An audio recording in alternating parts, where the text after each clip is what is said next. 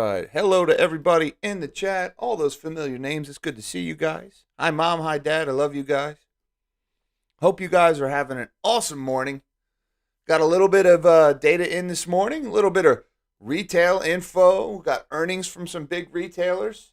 So far, it seems like the market liked the news. I went through some of the numbers. Didn't look great to me. But hey, I'm a perma bear. What do I know? But we had Walmart, abysmal quarter. Terrible numbers came out of Walmart. Home Depot actually surprised. People were expecting an abysmal quarter from Home Depot. Got a pretty good one. Decent amount of growth. So how does the investor weigh those two? Honestly, I don't really see a whole heck of a lot of good or bad in there either way, especially in light of that 0.9% increase in retail sales that just hit the tape a couple of minutes ago. You know why? Because it's all being put on the credit card. That's why. Household debt is on the rise. All these retail sales numbers, in my opinion, they don't matter because it's fake. It's not real money. It's just credit expansion. It's people going into debt. And you know what sucks about that? We got a rising rate environment, so the servicing cost of that debt is getting more expensive as time goes on. So all these people who are going out and spending big at the stores and putting it on the card are going to live to regret it. That's just my hot take on what we got from the retail sales. And while all this is going on, while everybody's talking about the retail and are people buying Gucci bags or not, or this store and that store, watch that commodity story. Commodities is what's going to take the thing down. We'll get into that in a little bit. But first, let's take a little trip through the indexes and see what we're going to have today. With that, we are going to shrink my big fat melon of a head. And let's see what we've got going on in markets this morning. Right now, the S&P is set to open about 1.5% higher, or 63 points to the upside. The Dow having a great morning. Looks like set to open 1.3% higher, or 400 points up. And the NASDAQ leading the way. Of course not. Or of course, why not? Up almost 2%, or 238 points. So those SQQQ calls that I bought on Friday when I went short the NASDAQ, not doing so hot right now, but I'm still in those. I do not believe that this rally has any legs. Call me crazy, but that's just where I'm at there. Also, let's see what we have going on in commodities. We've got oil is down just a tick this morning.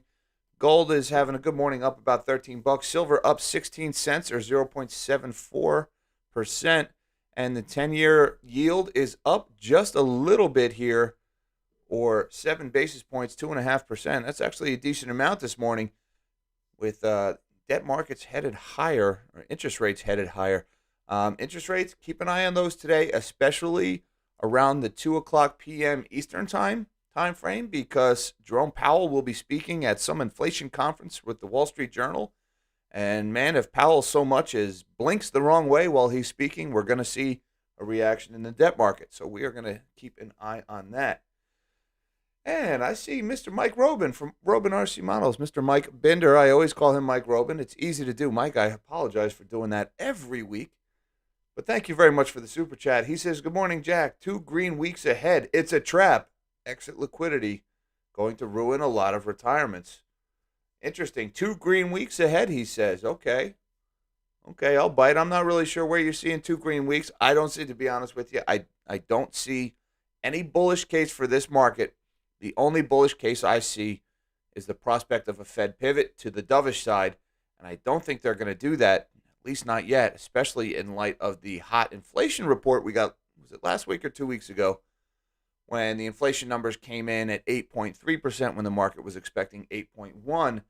So the Fed is still against the wall, needing to fight inflation, or at least appear like they need to fight inflation. They will pivot eventually, and when they pivot and turn the money printers back on and cut those rates, man, those markets are going to rip higher. But I think we have a lot of pain to get through between now and then. And I do agree, they are going to ruin a lot of retirements. First, they are going to erode away your savings through inflation. And then they are going to fight that inflation by destroying the value of your assets when they crash markets by fighting inflation. So first they have to devalue your savings, then they have to eliminate your assets, and then force you back into the workforce. So yeah, that's our central bankers. But thank you, Mike. I really appreciate the support of the channel as always, brother. And I see Mr. Troy Rhodes talk about credit cards and debt. Here's a coffee. Thank you, Troy Rhodes. Appreciate the super chat and the support of the channel. And I appreciate the wake up juice, sir. I will enjoy it very much. God knows I need it. I struggle through these morning live streams. I am not a morning person, Troy. So thank you very much for the wake up juice and for your support of the channel. I appreciate that very much. All right. Let's take a look at some of these retail numbers here. This is in Bloomberg. This just hit the tape a couple of minutes ago, right before I started the stream. U.S. retail sales jump in sign of robust consumer spending continues. All right. I don't really agree with the rosy headline here, but it was a higher number, it looked like, the market was expecting. U.S. retail sales grew at a solid pace in April, reflecting broad-based gains and suggesting demand for merchandise remains resilient despite rampant inflation. The value of overall retail purchases increased 0.9% after an upwardly revised 1.4% gain in March. So they didn't just have a good number for April, they had a big spike, or they raised the previously reported March number. Commerce Department figures showed Wednesday. Excluding vehicle and gas stations, sales rose 1% last month. The figures aren't adjusted for inflation. That's a big one. These figures are not adjusted for inflation.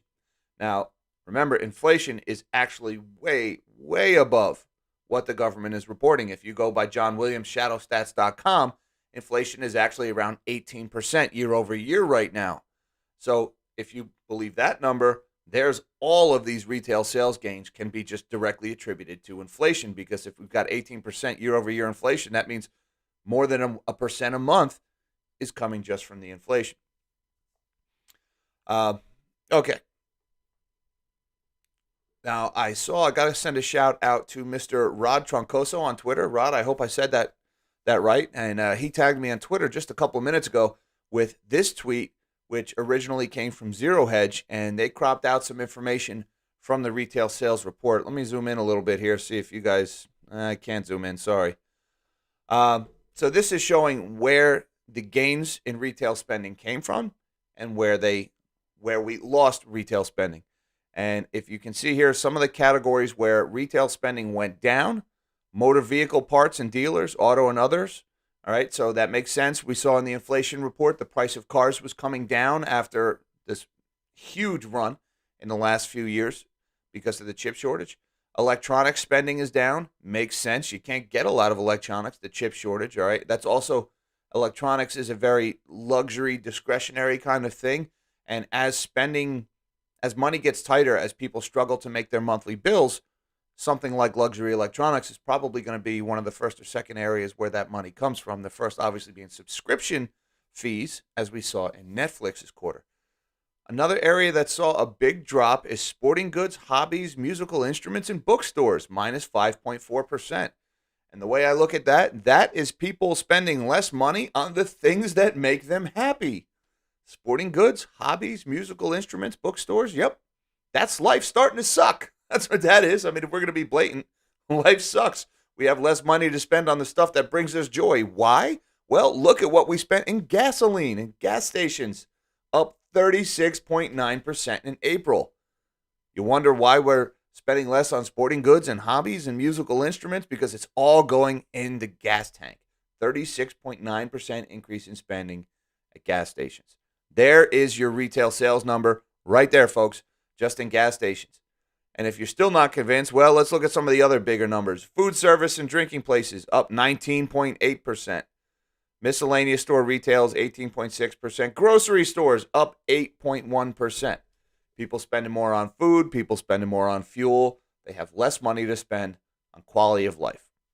That is what we see in here. So I don't really buy into this talking point from Bloomberg that this is a sign of a robust consumer or that the economy remains resilient, as I'm sure Jerome Powell will come out and say later today. What I see in these spending numbers, people spending less on luxury goods, people spending less on hobbies, sporting goods, musical instruments, books, people spending way more on food and fuel. This is life starting to suck for a lot of people. All right, scientifically speaking, this report says life sucks. Sorry to be so negative, folks, but that's what I see when I look at these numbers here. All right. I see in the super chats also, Mr. Steve Whitus. Thank you very much for the super, sir. No comment from Steve Whitus, just a super chat. Thanks, Steve. I really appreciate that. And I've also got the King of Money, Mr. Dumb Money Media says, I was able to make 32% on the last big VIX move. I think we're going to start trending down, though, too, on the VIX with higher lowers all year. Let's make some money. Well, Your Majesty, the King of Money, congratulations on your VIX move. I still have some of my VIX calls, although I'm probably going to be getting out of that position pretty soon because it looks like we may have peaked for the cycle. I may give it a few more days because, again, I said on Friday I called this a dead cat bounce. I really don't believe this market rally has any legs. Maybe we've not seen the last of the VIX, but the VIX calls I did sell. I did pretty well on, so I'm still way, way in the black on that trade as well. Well, congratulations on those returns, sir, and on that move, and thank you very much for the super chat and for the support of the channel. All right. And there's Mr. Jose Orozco also says, life sucks, nobody special. Love your channel, Jack. Yeah, of all the quotes you could have attributed to yourself, life sucks is probably not the best quote to have, not exactly something I want etched on my tombstone. Let's put it that way, Jose. But I appreciate the support of the channel, brother. Thank you very much for the super chats. Guys, I really appreciate all this support. Thank you. It really does mean a lot to me, and I couldn't do this without you. And there's Mike Binder again from Robin RC Models. At least I got your name right this time, Mike. Says, ain't that a great way to get your sales figures up? Inflation. They're taking us for fools. Of course, revenues and gas are up. Look at the prices. Mike, you're so right. You've got to get accurate inflation data. It's one of the reasons why I hate CPI. I hate the way they understate CPI because inflation has a way of masquerading as economic growth, especially the way the government understates inflation. If the price of everything is going up, you can sell less stuff and still sell it for more money, and that will look like economic growth if you don't adequately or accurately correct for inflation. Because if you just look at the numbers, hey, more dollars were traded hands this quarter. They're not looking at, did more stuff trade hands? Did more goods and services get produced? No, they're just looking at the dollar value. So the way the government understates inflation, number one, they're financially incentivized to lie to us about inflation because cost of living expenses for people who live off of government entitlement programs, veterans, all those services are tied to CPI. So by understating CPI, the government keeps their spending expenses lower, even though it makes the lives of the people that are living on those services much more difficult. But it also makes their economic numbers look better. You know, I'm sure some talking head schmuck from Washington is going to go in front of the cameras today and say, look at these retail numbers. That's proof that the Build Back Broken agenda is really doing really well and all this other stuff, and they're going to pat themselves on the back. Again, I look in this, people spending less money on things that make them happy and people spending more money on the basic necessities of life. This chart says life is getting worse, not better for most people. Thank you again, Mike, and all you guys for the super chats. Appreciate the support of the channel, everybody, very much so. All right, let's take a look at the, we're 1 minute away from open. Let's visit the indexes real quick before we go there. Let's see what the futures are telling us. Dow is set to open 403, a quarter of a point higher, 1.25% higher, I'm sorry. The S&P is set to open up 63 or 1.57% still, and the NASDAQ set to open up 237 or 1.94%. So it looks like the futures numbers held. We're looking at a pretty good open for the indexes. We'll see if that holds. Now, what is driving them? We've got mixed reports from some of these retailers. First, Walmart Q1 earnings, absolutely abysmal quarter from Walmart. Q1 earnings miss estimates as inflation weighs on profits. Reading from the article, this is in, Yahoo Finance. Walmart reported mixed quarterly results on Tuesday with earnings falling short of estimates as rising costs for food, fuel, and wages weighed on profitability, even as still solid consumer spending helped buoy sales. Well, didn't we just talk about these very topics when we looked at the retail numbers? We talked about people are spending more on food and fuel. Well, it seems Walmart is spending more on those things too. Oh, and their labor is getting more expensive. Wages increased, though not as much as inflation. That those things weighed on profitability, even though consumer spending helped buoy sales. Sales declined by more than 6% in pre-market trading. I'm sorry, shares declined by 6% in pre-market trading. Here's the main metrics from Walmart's quarter. Revenue was $141.5 billion versus $139 expected, so you had a revenue beat on the top line. However, adjusted earnings per share $1.30 versus $1.48 expected, so the earnings came in lower. Those profit margins are getting squeezed by the inflation. It looks like Walmart has not been able to pass on all of the cost of that inflation to the consumer. It's squeezing their margins, which also means Walmart will probably have to raise prices more if they want to keep making their earnings numbers. Total U.S. comp sales were up 4% versus 2.26% expected. Now, I just want to mention that we're talking about year-over-year numbers. So with all of these retailers, you have to keep in mind these year-over-year numbers, they're comparing them to last year, 2021. Right as all the helicopter money was raining down from the sky, people were getting all those stimmies, right? And the study showed that most people spent their stimulus checks on retail things, all right? Apparel, goods, very few people actually spent it to get out of debt. So Walmart was up against a tough year-over-year comp with these numbers. So that kind of skews these numbers down a little bit because 2021 was a blockbuster year for retail, and it's showing in these numbers. And real quick, I've got Mr. Larry Guo. Larry Gao. Am I saying that right, Larry? Thank you very much for the super chat, sir. He says, is there a metric pointing to Home Depot's sales coming from home equity lines of credit that once had a low interest rate to update their homes? Larry, that is an awesome question. All right. And let me just say, I don't have the answer to that question. I don't know how to directly tie Home Depot specifically to HELOCs or home equity lines of credit. But I guarantee you, Larry, that your head is in the right place, that you're right on the money, because people are borrowing, they're drawing down their equity, drawing down their credit, and they're putting that money into their homes, maybe to get them up for sale, or maybe just because they work from home, they're spending more time in them. Whatever they're doing, all this spending that's going on in Home Depot, which we're going to cover in a second, I am willing to bet if it's not coming from the credit card, it's coming from the equity. And that is something that is not sustainable, Larry. Definitely can't keep that up because now the interest rates are higher. And if the market takes a turn south, as it looks like that's starting, then people won't have nearly as much equity to draw against.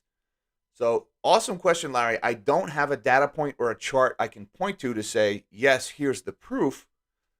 But I would be willing to bet good money that you are right about that. So thank you very much. Appreciate the super chat and the support of the channel. And speaking of Home Depot, here's their stock right now, up 3.86%. Looks like it's heading up 4% after a good report this morning. Let's look at Home Depot's numbers. Home Depot earnings unexpectedly rise despite inflation headwinds. Home Depot reported a surprise first quarter earnings gain early Tuesday and raised full-year revenue guidance even as the home improvement giant starts to feel the impact of inflation on costs and store visits. Lowe's followed suit on Wednesday. Home Depot stock and Lowe's rose before the open. And this didn't get in too much into the granularity, but I just mentioned analysts polled by FactSet had expected a 5% decline to $369 for the quarter and a 2% drop in revenue, and they were expecting same-store sales to fall 3%. All right, that's what the expectations were. What they got was revenue rose to $409 a share, climbing 3.8%. Same-store sales rose 2.2%. I'm sorry, earnings rose to $409 a share. So they were expecting an earnings decline, they were expecting revenue drop, and they were expecting same-store sales to drop. Instead, we got an earnings increase, a revenue increase, and same-store sales rose 2.2%. All right. So Home Depot, big surprise, just across the board. Great report from Home Depot.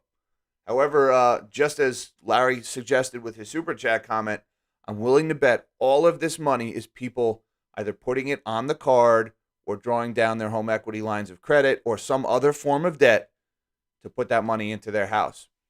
And that debt is getting more expensive to service, so that is not a sustainable trend. This is a sugar high. This is an economic sugar high.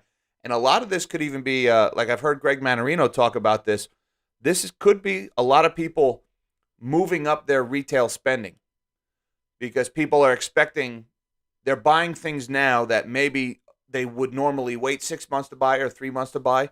They're buying it now because they're expecting the price to go up, so they're pulling forward that spend. Right? they're getting out in front of inflation by spending the money now. Well, that very thing, people spending money to get out in front of inflation, can cause more inflation. That's kind of the beginning, the early innings of von Mises crack up boom, where people scramble to dump their currency, which is declining in value, for goods and services, thus creating a run on goods and services, increasing the price. It's a self-fulfilling prophecy and a feedback loop. So these good retail numbers could actually be an early indicator of something like that happening. Suffice it to say, Home Depot stock having a pretty good morning as a result of that. Now, while all of this is going on, sorry, I'm getting text messages from my moderators as I speak.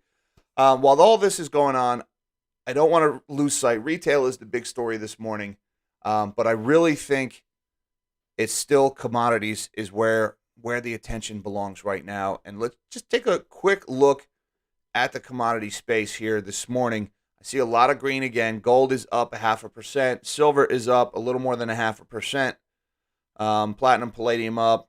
Crude oil is up a couple of cents. Crude has had, we're talking about West Texas Intermediate, had a pretty good run at $111 right now.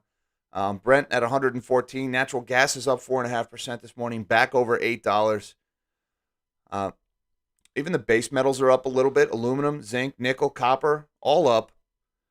Wheat is down a little bit today. I took out a big bet against wheat yesterday. It looks like it's not paying off right now. Corn down a little bit. I also am heavily invested in corn, but just about every other commodity across the board is green. Now, the reason why I mention this is I saw this article in Bloomberg, and I believe this was dated either yesterday or this morning. It was yesterday. Bank of England chief sees apocalyptic risk from soaring food prices. All right. I just want to tell you, this is the Bank of England chief. All right. This is the British Jerome Powell. All right. The head of the Central Bank of England. All right. Have you ever heard Jerome Powell use a word like apocalyptic? That's a pretty strong word, right? Jerome Powell, these central bank types, they use very, very gentle, wishy-washy language. Case in point, transitory, right? Because they can't just say temporary. It might trigger people, or it might come across as, somehow like pandering or placating, or what's the word I'm looking for? Patronizing. That's the word. I knew it was a P. So to see a central banker use a word like apocalyptic to describe the risk, that's a big deal, all right? This is not someone who is prone to hyperbolic rhetoric. So BOE chief Andrew Bailey says a series of shocks are buffeting the economy. Our economy feels pretty buffeted to me.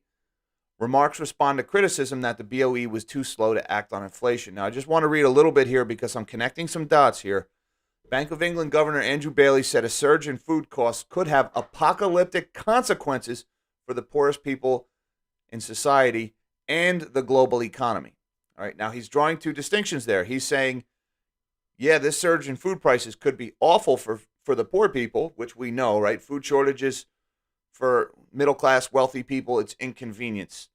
For the poor people, it's a difference between life and death. I've said that a lot.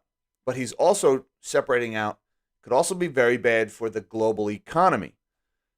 Goes on to say that's a major worry, not just for this country, but for the developing world, Bailey said at a hearing of Parliament in London on Monday.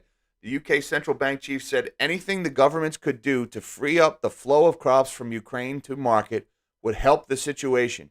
Wheat prices have surged in recent weeks after Russia's invasion of Ukraine snarled exports. Ukraine does have food in store, but can't get it out at the moment, Bailey said. So when Bailey is talking about here is this shortage or this pending shortage of food. All right. Now, yesterday, wheat futures closed limit up for the day. Wheat futures were only allowed to rise 70 cents or $70 per contract yesterday before the CME shut them down. All right. So it was right around 10:30 in the morning yesterday. They stopped trading wheat. Limit up for the day. So that triggers a higher limit for today. The most wheat futures can go up would be $105 today based on the trading limits at the Chicago Mercantile Exchange. Looking at wheat futures, it looks like we're not going to hit that today. But for the Bank of England president to be talking about apocalyptic risk to the global economy, At the same time, we've got limit up movement in price of wheat, which is like the most basic human necessity. It's a very big deal. All right. And I want to take you all the way back to March, was it 28th? This was March 28th. BOE's Bailey, the same guy, Bank of England's Bailey, sees risk from commodity trading frenzy. All right. So this same guy a few months ago, really a few weeks ago, was out warning about something going on in commodities markets. And I don't know if you guys caught the video I did called The Everything Squeeze, where I talked about how commodities was presenting there was all these early warnings that commodities were a risk to the banking system because you've got speculators, traders, and producers who are all short these commodities right now, right? People are usually going long or short in the futures market. There's people speculating, making bets, but you've also got producers, companies that grow the stuff, that sell the stuff, right? They're routinely short, not to suppress prices or drive them down. That's just part of normal day-to-day hedging against price fluctuations. Well, now you've got this global disruption going on. There's no diesel. You can't move anything. There's war in Eastern Europe. God knows what's going on in China, right? So you can't move anything. So all these people who are short, maybe not in any kind of Melvin, Citadel kind of price suppression scheme, just as part of day-to-day business, they're caught short and they can't cover. Well, when the shorts can't cover, whoever underwrote that trade is on the hook for the money. That's the banks. And back in March, when we had that massive run in commodities that very suspiciously halted about mid-March, most commodities have been trading sideways ever since. Well, it turns out it was banks extending credit to all those shorts, just basically lending them money to avoid the margin calls, to avoid those shorts from covering and further driving up the commodity prices. In other words, the banks were suppressing the price of commodities. And now here you've got the Bank of England, the chief of the Central Bank of England, the BOE Bailey, back in March was talking about market risk from commodities trading frenzy. And then here he is yesterday talking about apocalyptic risk from soaring food prices on a day that wheat futures closed limit up. So what he's saying here is this food shortage is not just a risk to people. It's not just a humanitarian crisis, that this is a risk to the financial system, that this is a risk to the banks as well. That's what I take from this, especially when I go back and I read some of these statements. And I just want to read you a little bit from this article back in March. Bank of England Governor Andrew Bailey said swings in commodity markets after Russia's invasion of Ukraine posed a risk to financial stability, and the challenges facing the world economy are bigger than after the global financial crisis. This is what this guy said back in March when he saw commodities rising. Again, this is not someone prone to hyperbolic rhetoric. This is a central banker who's saying that the run-up in commodities after Russia's invasion of Ukraine posed a risk to financial stability and that the challenges facing the world economy are bigger than after the global financial crisis, comparing it to the housing bubble bursting. Prices in gas, oil, metals, and agricultural markets had soared and become very volatile. We knew about that. Here's what he also said. He said, we can't take resilience, in particular in that part of the market, for granted. So he's saying there is financial risk in commodities market, counterparty risk. Whoever, when you take out a bet, when you make a wager, you have to make sure that the guy on the other side of the trade can pay you. Otherwise, your bet is worthless, even if you're right. And that's what he's warning about here. He's warning that the banks were posing a risk because these shorts that the banks underwrote could not pay. And at the time, he was more referring, I think, to energy markets, but now it's looking like that is spreading to food markets as well. And we saw the same thing in the nickel markets with that Chinese big shot who caused that havoc in nickel markets, and they had to shut down the LME and they canceled trades and all that other stuff. So keep your eye on this commodity story, folks, while everybody's talking about retail numbers today. I really think the commodity space is where the attention belongs. And look, this run in commodities, it kind of slowed down and it stopped after that first 2 weeks in March. Everything went vertical in those first 2 weeks in March. And then the banks started extending credit and making loans to all the people who were short those commodities to make sure they didn't have to cover. The shorts are still out there, You still have to cover. All that buying pressure is still sitting there waiting. The banks can't extend that credit forever. We'll see where that goes from there. All right. So that's why I said you really got to watch the commodity markets. Let's see where we're at right now. We're going back to the indexes. Looks like the NASDAQ is up 254 points or 2%, heading up for the day. S&P is up 1.4% or 56, still having a good morning. And the Dow is now up 316 points, almost 1%. Weird to see the Dow underperforming the NASDAQ right now. That's telling me risk on. All right, people are buying the riskier NASDAQ stocks. Again, I don't buy it. I have not seen a Fed pivot. I don't buy this run. All right, we've got an absolute circus coming from the Federal Reserve today. All right, let me just read a couple of these things. This is in Market Watch. The Fed chief will speak at 2 p.m. at the Wall Street Journal's Future of Everything conference. By the way, I put a link in the description of this video to the Wall Street Journal's live stream for Jerome Powell at 2 p.m. today. So if you want to check out that link and put a reminder on so you can watch Powell, I won't be live streaming it, but you can watch that anyway on Wall Street Journal's channel. I figured doing a live stream of somebody else's channel probably not a good thing to do. Oh, what happened? I lost my link here. Now I've done it. And I've reached, now Market Watch is calling me. Anyways, we've also got Bullard. We've got Cash Carry. We've got all of these Fed circus acts are all going to be speaking on the same day, one after another. And the press is going to cherry pick data from each one. You've got Bullard is the big hawk. You've got Cash Carry is the big dove. They're both talking at the same time. You've got Powell talking at this Wall Street Journal event later today at 2. That's Eastern time.